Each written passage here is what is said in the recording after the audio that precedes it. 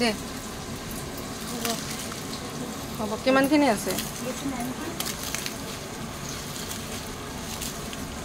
শাওন মাহ কাৰণে মানে পিঁয়াজ নাখায় গতিকে এনেকৈ আলু পিটিকাটো বনালে খুব ধুনীয়া হয়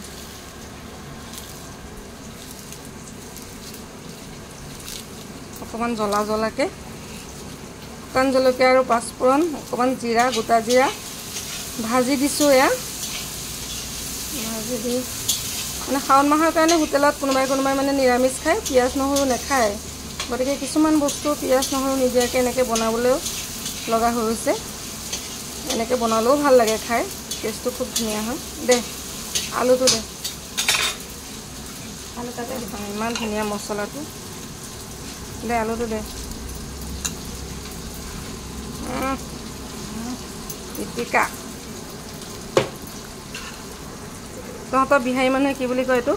চৌখা চৌখা চৌকা চকি চৌখা চৌখা অঁ মই শুনিলোঁ চৌকা अब मैनेजर का बहुत थोड़ा चोखा दे दो चोखा दिया ধুনীয়াকৈ এনে একদম সানি দিলে এনেকৈ হৈ গৈছে আৰু অকণ সানিব লাগিব তাৰপিছত আৰু এনেকৈ লাডু বনাই একদম গৰম ভাতৰ লগত খাবলৈ খুব টেষ্টি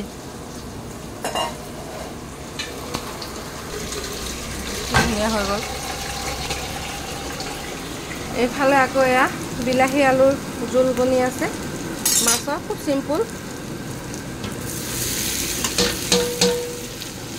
আৰু এইফালে বিলাহী কাটি থৈছে ইয়াত টক বনাবৰ কাৰণে মাছৰ এয়া জোল দি দিলোঁ আজি দেওবাৰ কাৰণে অকণমান কম বনাইছোঁ নহ'লে এইটো কেৰাহী দি পূৰা ফুল হ'ব লাগে ফুটিব শুকান জলকীয়া অকণ দি দিওঁ আইও অঁ সৰিয়হটো নিদিলে পকয় আচল মানে ফ্লেভাৰটো নাহে এয়া চালাড হৈ গ'ল এফালে আচাৰ আছে এয়া আমাৰ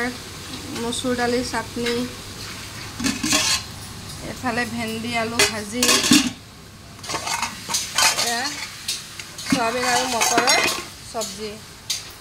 ওপৰত নেমু কাটি থোৱা আছে